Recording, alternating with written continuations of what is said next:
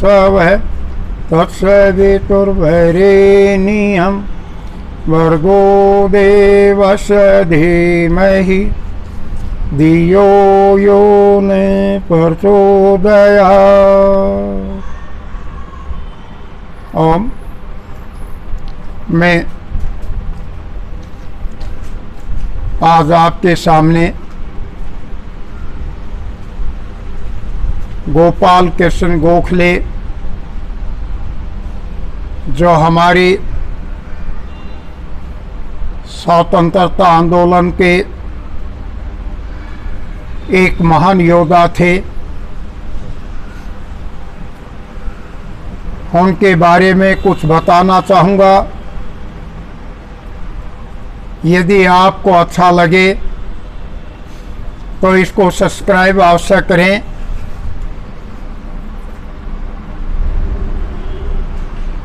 गोपाल कृष्ण गोखले का जन्म 1866 में हुआ और 1915 में उन्होंने अपनी अंतिम सांस ली। गोपाल कृष्ण गोखले राजनीतिक को आध्यात्मिक बनाना चाहते थे। उन दिनों राजनीति इतनी जटिल नहीं थी जितनी आज है। उन दिनों उन्होंने आध्यात्मिकीकरण की आवश्यकता अनुभव की।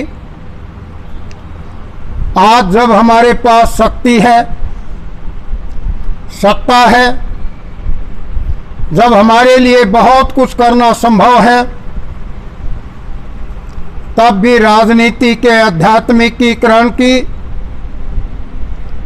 और कितनी आवश्यकता है। जब हम राजनीति में प्रवेश करते हैं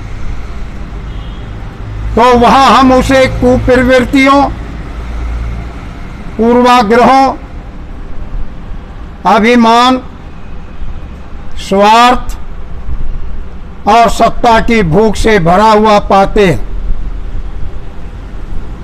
बहुधा शिकायत करते हैं जमाखोर हैं, भ्रष्टाचार है, बेईमानी है। ये मेरा बताना काम नहीं कि कहां तक ठीक है, कहां तक गलत है। जो कुछ कहना चाहता हूं वो ये है कि जन सेवा के काम को करने का सिद्धांत यह है कि उसे ईमानदारी, सत्यनिष्ठा और लगन से किया जाना नितांत आवश्यक है। हमारे देश में किसी समय प्रश्न यह किया जाता था, अच्छे जीवन के सिद्धांत क्या हैं? अच्छा आदमी किसे माना जाना चाहिए? दान, दमन और दया भाव। आज जो लोग जनसेवा या सार्वजनिक जीवन में आ रहे हैं, उन्हें अपने को पूर्वकालिक कार्यकर्ता मानना होगा। देश की राजनीतिक समस्याओं का गहन अध्ययन करना होगा,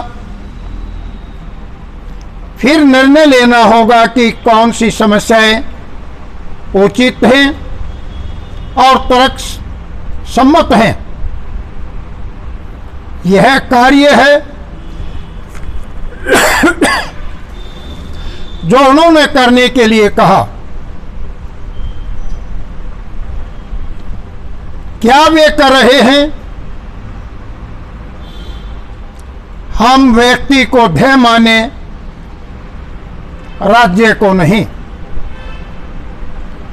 आपने उन सभी उद्देश्यों के बावजूद जिनके बारे में हम उपदेश देते हैं, हमारे समाज में असमानताएं बनी हुई हैं। ऊंच नीच, धनवान और गरीब हैं। उच्च जाति और जाति भ्रष्ट है, अछूत है। क्या हमारे कार्य की पूर्ति हो गई? क्या हमारी वर्तमान स्थिति हमारे लिए चुनौती नहीं है? क्या इन समस्याओं के हल के लिए हमें उचित प्रकार के दृष्टिकोण को अपनाने की आवश्यकता नहीं है? यदि आज हम यह देखें जिस तरह हमारी विधानसभाएं और संसद कार्य कर रही है, तो हमारा विचार है आज राजनीति के आध्यात्मिकीकरण को अधिक आवश्यकता है।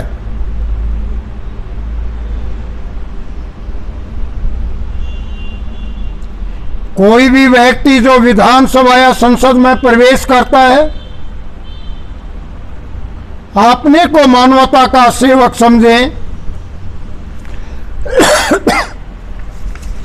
भारत का सेवक समझे, ऐसा कोई कार्य ना करे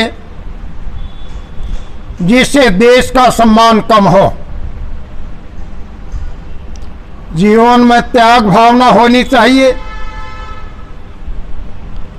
जो लोग सार्वजनिक सेवा के कार्य में जुटे हैं, उन्हें इसे आमदनी वाले व्यवसाय की तरह नहीं लेना चाहिए। वस्तुएं आती हैं, चली जाती हैं, सब तड़क भड़क और वैभव स्थायी नहीं है। जीवन के प्रति सम्मान और त्याग रखना चाहिए।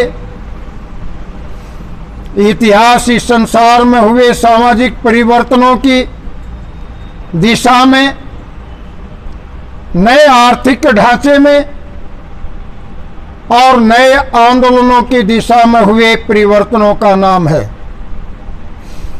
यही बातें किसी राष्ट्र के जीवन में महत्व रखती हैं। जहां तक हमारे देश का संबंध है, राजनैतिक आंदोलन, सामाजिक आंदोलन, धार्मिक सुधार, ये सब परस्पर जुड़े हुए हैं। उनको अलग अलग नहीं देखा जाना चाहिए। जहां तक हमारे देश का संबंध है, यह आवश्यक है कि हम सभी अपने धर्मों के ढांचे में रहें। उसी में हमारे व्यापक हित हैं। हमारा ज्ञान, हमारा मस्तिष्क, हमारा विकास, ये सब ब्रह्मांड के केंद्र की अभिव्यक्ति है जो हम सब में मौजूद हैं। लेकिन क्योंकि हम सब उस केंद्र को भूलने की कोशिश कर रहे हैं, अतः हम अपने लिए ही अजनबी होते जा रहे हैं और इसीलिए हम मानसिक विकार और अशांति के शिकार हो रहे हैं। हम अपने अस्तित्व के लिए इस केंद्रीय सिद्धांत के प्रति आदर सम्मान की भावना रखें, विकसित करें और त्याग की भावना रखें। जो बात मानव हृदय को अधिक छूती है, वह विश्वास की शक्ति है। यह उन्हीं में पैदा होती है जिन्हें संसार में दुख भोगे। ओम शांति शांति शांति।